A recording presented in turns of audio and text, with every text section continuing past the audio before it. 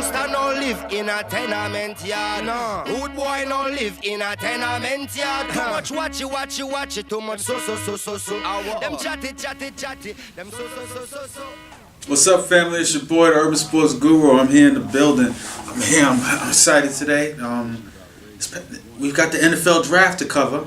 A whole lot of shit went down in the NFL draft. Yeah, those of y'all the Giant fans, y'all know I'm happy right now. I'm going to get to that in a second. Make sure you hit the like, subscribe. Follow me on Twitter, Facebook, Instagram. You know what I'm saying? We're going to get started. Now, NFL draft. Now, those of you who know my two favorite quarterbacks in this draft were Josh Rosen and Baker Mayfield. Everybody was stroking Sam Darnold and all of that, but my two favorite quarterbacks were Josh Rosen and Baker Mayfield. And the Browns went unconventional. They didn't go with the guy who checked all the boxes, who looks good at the combine and all that. They went unconventional. And they picked Baker Mayfield number one. Some people don't like the pick. I do. I like Baker Mayfield. I like his makeup. And this is where I am going to say this. I've liked what I've seen the Browns do throughout this draft. First, second, and third round. Getting the tackle, Corbett, Nick Chubb. Getting Nick Chubb, a first-round quality running back. Getting him in the third round. Denzel Ward. The only thing I'm questioning about is Denzel Ward. And I say this, and I tweeted about this. You had a chance to get Chubb, the defensive end. And you had a chance to get him, and to team him up with Myles Garrett. And I spoke about this, I tweeted a video, and with the way the NFL is, the way the importance is of quarterbacks, having two bookends to go after the quarterback can win you a Super Bowl. And it's funny because I used the example, check my Twitter feed, I used the example of Von Miller and DeMarcus Ware against Cam Newton. And what does Denver do? You look at the reaction. You see the reaction of Von Miller.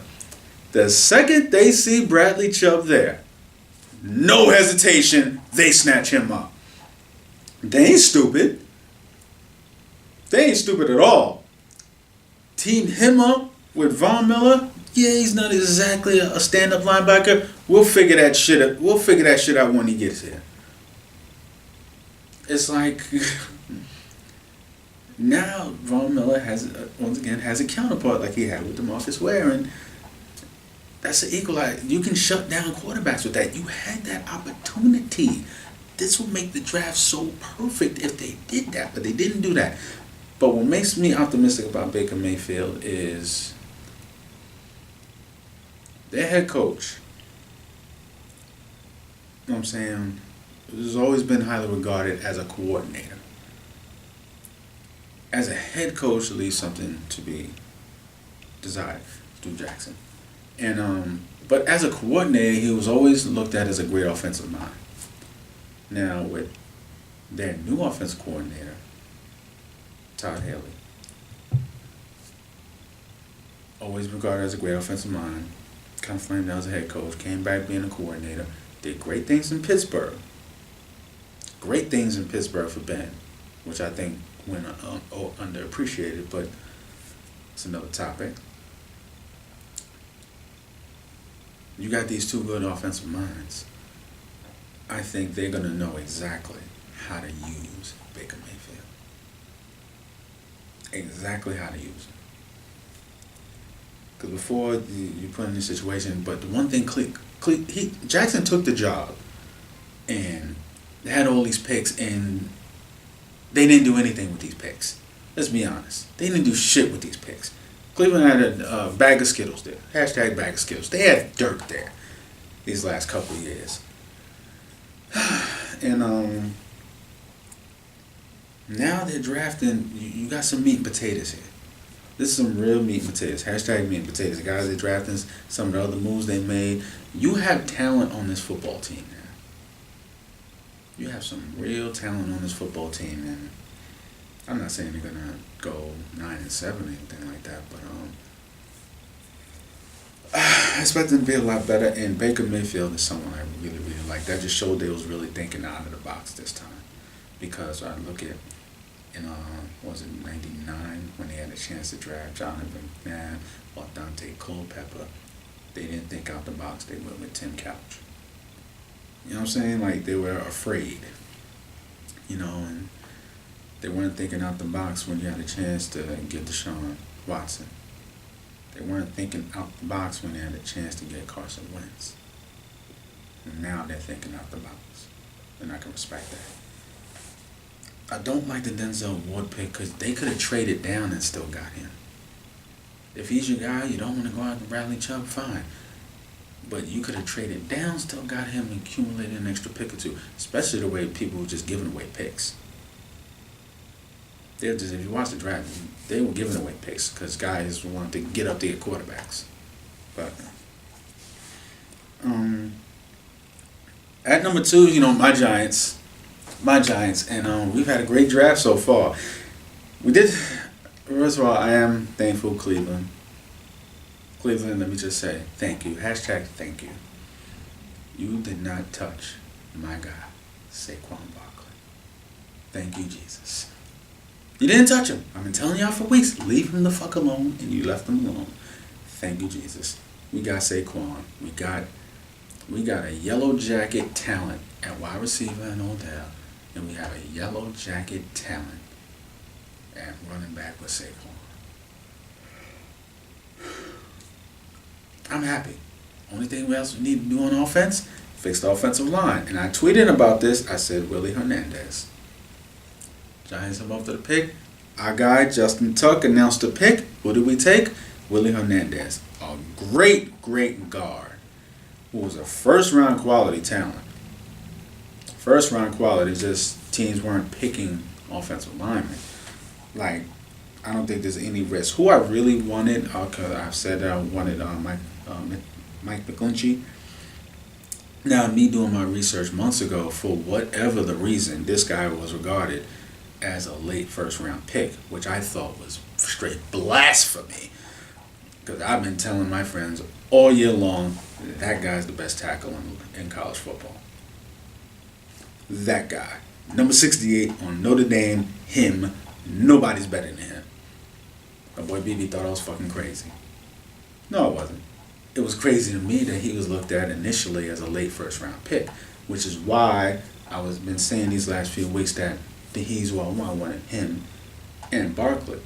Hoping we can get Barkley at 2, McGlinchey regarded as a late first-round pick for whatever the reason, because at first, Connor Williams, who the Cowboys took, was looked at ahead of him, which boggled my fucking mind.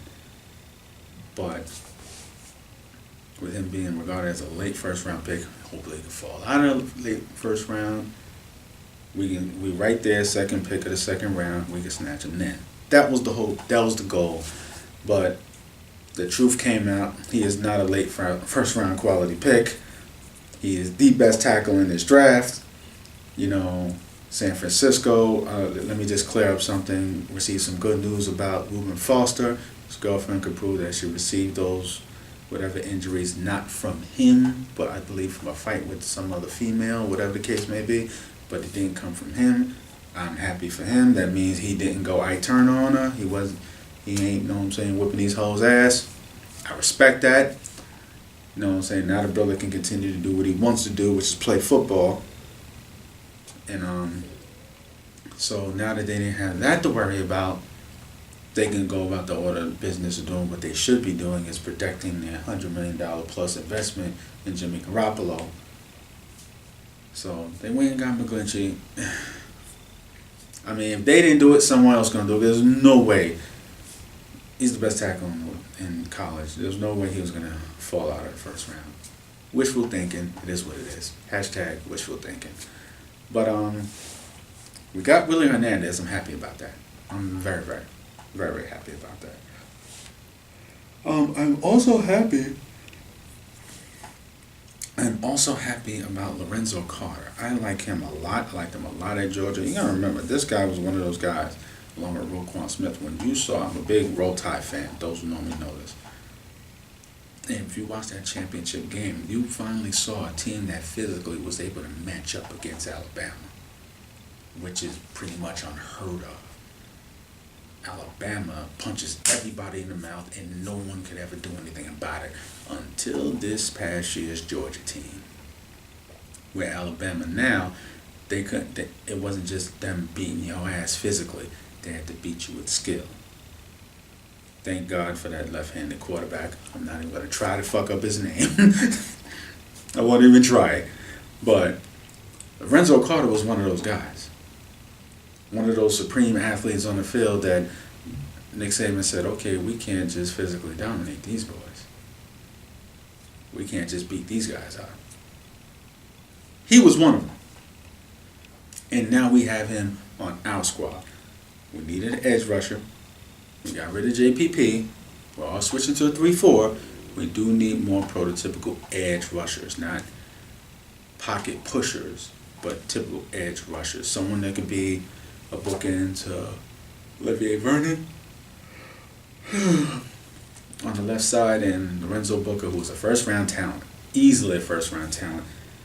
The fact that this guy dropped out in the first round, I mean, this just shows how stacked this particular draft was.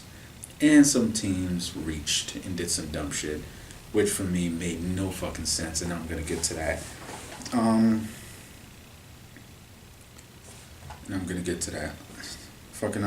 One other pick that I really liked was Josh Rosen. As I said, him and Baker Mayfield were my two favorite. Josh Rosen was, in my opinion, the most prepared to play right away. He's made some comments afterwards saying there's been 9 mistakes, and then he said, oh, there was only 3 mistakes made, basically referring to the other teams who pick quarterbacks. Now, he's been crucified through some of these sports shows about this. Now, Lamar Jackson also said, who I like a lot, Lamar Jackson has also came out there and said how me and the Ravens is going to equal Super Bowl. You know, I don't have a problem with that either. I don't have a problem with that kind of confidence. But you got a ball. And here's why I say this. When I watched him at the draft, it made me think of Aaron Rodgers. And I say that because those who remember the draft that year, going up to the draft is who's going to be number 1, Aaron Rodgers or Alex Smith. Now, Alex Smith checked all the boxes, as you a phrase you often hear. How tall is he? How was his pro day? How did he do at the combine? You know, he looks great playing quarterback in shorts. That's the best way I can say it to you. You know what I'm saying? And Aaron Rodgers at the time wasn't that guy in shorts compared to Alex Smith.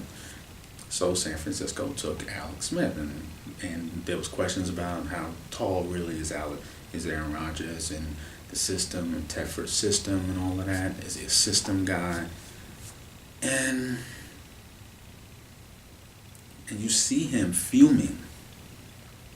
And when I see the Josh Rosen, I admitted he was there upset. And I have to say I'm not going to bash him for that, because when you picking someone else over me, you're basically saying you think he's better than me.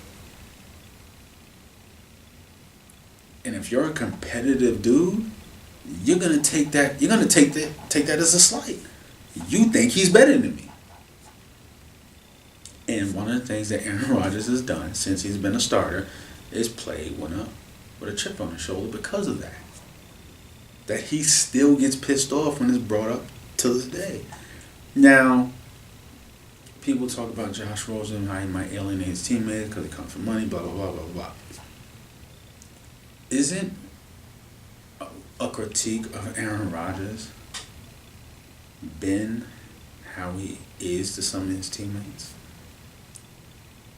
Not that everyone hates him, but that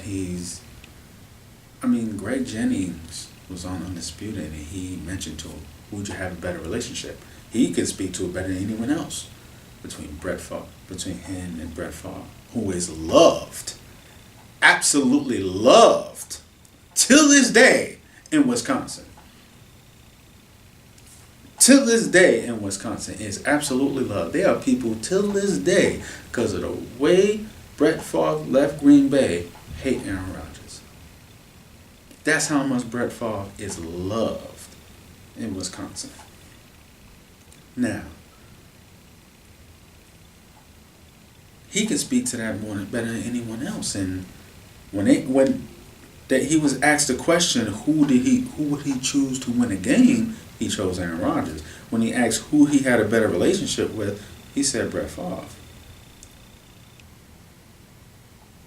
He said Brett Favre.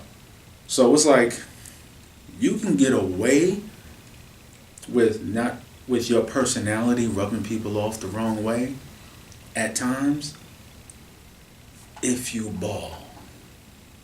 Young man, you need to ball. I don't have a problem with what you said. I don't have a problem with what Lamar Jackson said. You need the ball. You ball, people forget all about it. They respect all of that. Then, any ball that's not caught will become the receiver's fault, not you overthrowing it. That's something else that Greg Jennings spoke about. That's something else. When ball's down in place, oh, he didn't make a great adjustment, not Aaron Rodgers didn't make a good throw. That's something he directly spoke about. Now, I'm just comparing him, not to say he's going to be as good as Aaron Rodgers. I'm just using that comparison because it made me think of Aaron Rodgers when I saw him dip in the draft, dropping all the way to like 17. This dude could easily and could have been the number 1 pick in the draft. And the Jets taking Sam Darnold. Here's the thing. I just think 5 years from now, the teams like the Jets and teams like Buffalo, that have routinely lost to New England year after year after year after year. I'm going to just single out those 2 teams because New England went on this run and winning the division without even trying. And one of the issues for all those other teams is quarterbacks. Now, Sam Darnold, the only one in the quarterback in this group who I think has bust potential is Josh Allen. Physically gifted, but he's the only one with bust potential. Sam Darnold, I think, has been to be a good quarterback. But similar to Alex Smith and Aaron Rodgers, Alex Smith is a damn good quarterback. But you look back now and say, you had a chance to get Aaron Rodgers, and you took Alex Smith. You look at San Fran like they're fucking idiots. And I got a feeling 5 years from now, we're going to look at the New York Jets and say, yeah, Sam Darnold's a good quarterback, but he's not Josh Rosen. For the Jets, as a New Yorker, I hope I'm wrong. I hope I'm wrong. But that's the way I see it. Moving forward, one of the steals of the first round, I say steals because he's kind of snuck up on people. New Orleans Saints looked like they was gonna get Jackson to be to be the backup to Drew Brees or whatever, to get Lamar Jackson, but they didn't. They went out and snatched Marcus Davenport, defensive end, and that just shows to me how they're all in on trying to win a Super Bowl now. Instead of getting someone to groom behind Drew Brees, who has 2, maybe however many years left, because Drew Brees is still that dude. But that just shows me they're all in. Because the thought of Lamar Jackson in a town like New Orleans, with that kind of black community there, and more importantly, playing in a dome under the carpet, on a carpet, with that speed, was scary to me. With a coach like Sean Payton, who will figure out the right way to use him, and it's not just drafting a quarterback, it's developing a quarterback, knows how to work with quarterbacks. That prospect was very, very attractive prospect to me. But Very, very attractive to me. But getting Marcus Davenport, who I think was every bit as talented as Bradley Chubb, getting him at 14 was great value. And New Orleans, watch out. The one pick that completely blew my mind is Jacksonville getting a defensive tackle. Now, Malik Jackson, who you're paying a lot of money to, made the Pro Bowl. Plays 3 technique. Calais Campbell, who's a 5 technique defensive end, bring him here, he plays 3 technique. Now, you put Calais Campbell, who was, I believe was runner-up for Defensive Player of the Year, was honestly my pick for Defensive Player of the Year.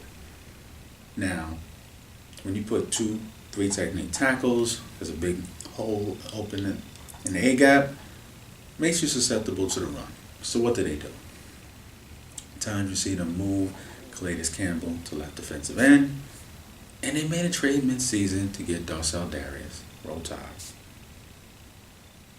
Another defensive tackle who has a big contract, who you're paying. So that's 3 defensive tackles who are uberly productive for you, and you're paying a lot of money to. You just lost your 2 top receivers, Allen Robinson and I'm forgetting the other guy who just signed with the Cowboys. And your first round pick, I think first round picks from a team like that, who was picking so much later in the first round, are so much more of a need to be good. And I say that because teams like that, when you're winning, guys are going to start cashing out. And when guys start cashing out, then you're going to rely on the picks you made a year or 2 earlier. So when you rely on that pick you made a year or 2 earlier, and that pick you made a year or 2 earlier, and he's a nobody, then you see the talent on the team really go down. In Jacksonville's case, you could easily pick the guy that fits the need for your team. You already are paying guys. So it's not like you have guys there on their rookie deals who you don't want to have to pay, then you're going to lose. You already got another rookie who up on a rookie deal. You coach him up. He could play just as good as the guy who was previously there. That's not the case. You already have guys there that you're paying. You're paying them already. You're already paying Calais Campbell. You're paying him, and he's damn near Defensive Player of the Year. He's earning his contract. Darcel Darius, you're paying him. Malik Jackson, you're already paying him. All 3 guys, big money. Shit, you're going to have to start paying one of these defensive ends. That's who you're going to have to start paying. Jalen Ramsey in a couple of years. You're going to have to pay him. Like, receiver was such a need. Such a need. And for them to pick a defensive tackle made absolutely no fucking sense to me. I love Tom Coughlin, me being a New Yorker. I already know what it is. Gave us 2 Super Bowls, but yet everybody's capable of doing something stupid. Tom, this is your moment. Dumb pick. Very dumb pick. But anyway, as we're going to move forward to this edition of Shit Can't Happen. This ain't funny, so don't you dare laugh. Shit can't happen to him and your ass. You can't be touched, don't think you can't. Cause niggas ain't fucking around no more, man. This ain't funny, so don't you dare laugh. Shit can't happen to him and your ass. You can't be touched, don't think you can't. Cause niggas ain't fucking around no more, man. As we go to the Raptors Wizards series, as we get the steal by John Wall, him trying to be fancy, go behind the back, smack it down. What the fuck you do? Oh, coming right here? What you got? Smack it down. Oh, you thought you had a layup? Y'all thought shit couldn't happen? What I got on the other hand? In your face, bitch. Fuck out of there. In the face. In the face. John Wall and the Washington Wizards slept on the Toronto Raptors, and they thought shit couldn't happen, and found out the hard way. Raptors let them know that shit can't happen.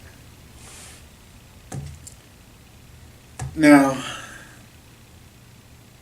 in closing, in wake of the interview with former FBI Director James Comey, you know, some of the revelations that came out at an interview of can't believe I'm saying it, our president, Donald Trump, you know, might have videos with prostitutes in Russia. Now, none of this I care about. I don't care about that. You know, you're a rich man. You bang who you want to bang. I don't care.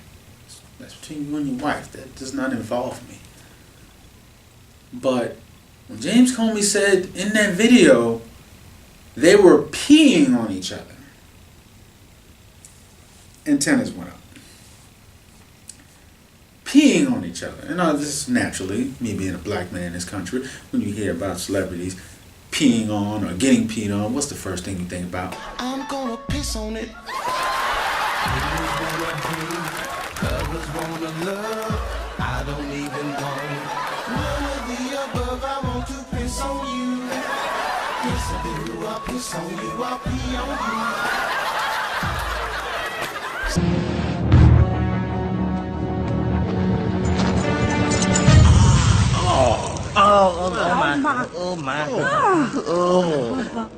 No, he did. Objection, we can't even see his face clearly. Oh, man, he got freckles and everything. That proves nothing. No, not you. Not you. Your organization's terrible. Your organization's terrible. Let's go. Go ahead. Quiet. Quiet. Go ahead. She's in. R. Kelly. Hashtag R. Kelly. So, we didn't let R. Kelly off the hook for this. Why the fuck should we let Donald Trump off the hook for this? Now, that's just the way I feel. That's just the way I see about it. I mean, motherfucker want to get peed on and peeing on other people. He got nerve to call this motherfucker the president. Anyway. Follow me on Facebook, Twitter, Instagram. You know, make sure you hit the like, hit the subscribe. For those of y'all watching this, thank you, because you could have been anywhere in the world, but you're here with me, the Urban Sports Guru. I appreciate that. God bless you. I'm out.